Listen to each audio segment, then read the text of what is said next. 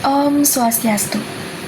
Pada kesempatan kali ini, saya akan mempresentasikan tugas mata kuliah individu agama Hindu dengan materi Awatara dan Orang Suci. Namun sebelum masuk ke materi, izinkan saya memperkenalkan diri. Perkenalkan, nama saya Dewa Ayu Garbal Sukmatami. Saya merupakan mahasiswa S1 Pendidikan Kimia jurusan Kimia, kelas IKI dengan NIM 2513031023. Saya merupakan mahasiswi semester 1. Adapun materi pertama yang akan saya bawakan yaitu pengertian Awatara. Awatara berasal dari kata awa yang berarti bawah dan tara atau tera berarti menyeberang atau menjelma. Jadi Awatara berarti perwujudan atau manifestasi dari ide Sang Hyang Widi yang turun ke dunia untuk menegakkan kebenaran atau dharma. Dalam kitab Wisnu Purana dikenal 10 awatara penyelamat dunia yaitu Matsya Awatara, Kurma Awatara, Waraha Awatara, Narasima Awatara, Wamana Awatara, Parasurama Awatara, Rama Awatara, Krishna Awatara, Buddha Awatara, dan terakhir Kalki Awatara.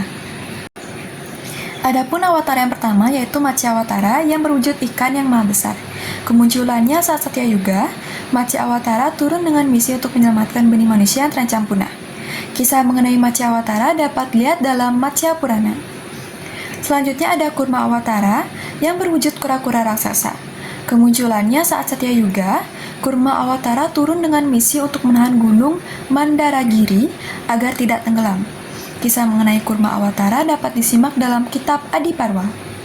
Selanjutnya ada Wara Awatara yang berwujud babi hutan. Kemunculannya saat Satya Yuga, Wara Awatara turun sebagai jelmaan Dewa Wisnu untuk menyelamatkan bumi. Kisah mengenai Wara Awatara dapat disimak dalam kitab Waraha Purana. Awatara selanjutnya ada Narasima Awatara yang berwujud manusia berkepala singa. Kemunculannya saat Satya Yuga. Narasima Awatara membunuh Hiranyakasipu yaitu seorang tokoh yang bersifat adharma. Selanjutnya ada Wamana Awatara berwujud orang kerdil. Kemunculannya saat Treta Yuga, tujuannya itu membunuh Raja Bali. Kisah Wamana Awatara dimuat dalam kitab Bhagavata Purana.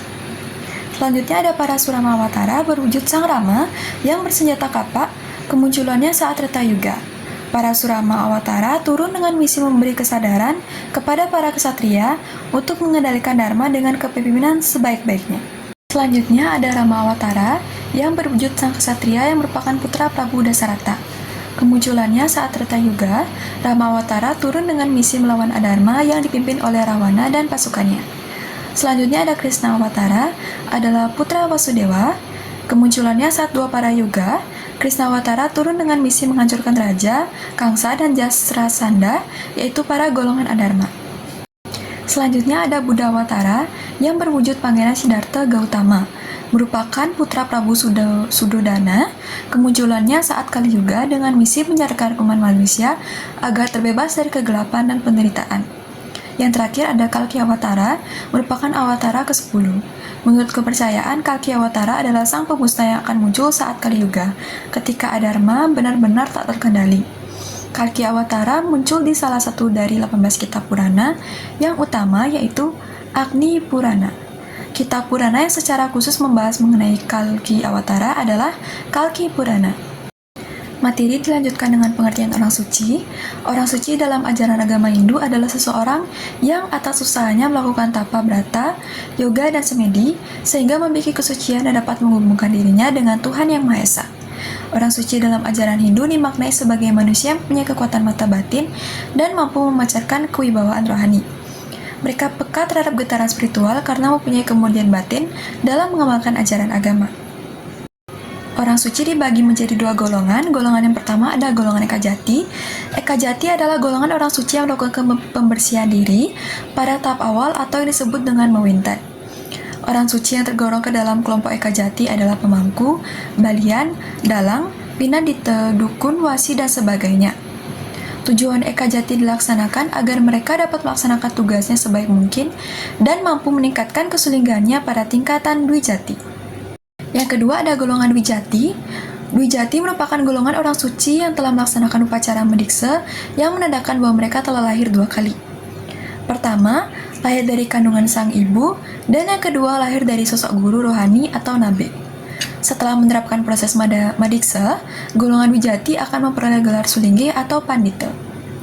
Mereka adalah kalangan Pandita, Bujangga, pedanda, maharsi, empu, dukuh, bagawan, dan lain sebagainya. Adapun peran orang suci dalam agama Hindu adalah sebagai pemimpin spiritual, pembimbing umat, dan penjaga ajaran agama. Mereka bertugas memimpin upacara keagamaan, memberikan bimbingan moral dan spiritual, serta menjadi jembatan antara umat dan Tuhan melalui kemurnian lahir dan batin mereka.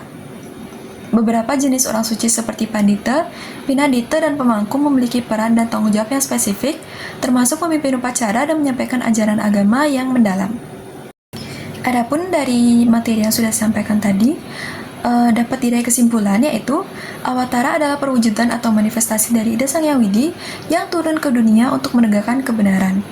Dalam kitab Wisnu Purana dikenal 10 awatara penyelamat dunia yaitu Maci Awatara, Kurma Awatara, Waraha Awatara, Narasima Awatara, Wamana Awatara, Parasurama Awatara, Rama Awatara, Krishna Awatara, Buddha Awatara, dan yang terakhir Kalki Awatara. Orang suci dalam ajaran agama Hindu adalah seseorang yang atas usahanya melakukan tapa, brata, yoga, dan semedi sehingga memiliki kesucian dan dapat menghubungkan dirinya dengan Tuhan Yang Maha Esa. Peran suci dibagi menjadi 2 golongan, yaitu golongan Ekajati dan Wijati.